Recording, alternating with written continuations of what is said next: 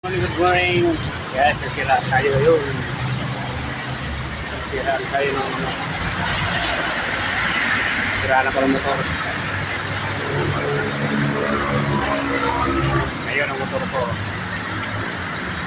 Tubiri. Dito ko ngayon sa C5 service room. Naghihintay ng mekaniko. Naghihintay ng gumagawa. Kaya malakas pa pati ulan. Kaya pa ko.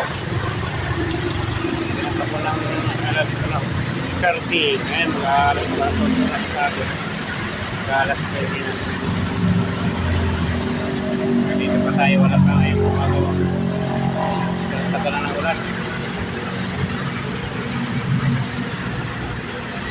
Pero 2 oras na yung ulan. Buti nakasilong na kung bago lumabas ng ulan dito. Kaya yung gagawa ng motor tagal wala pa.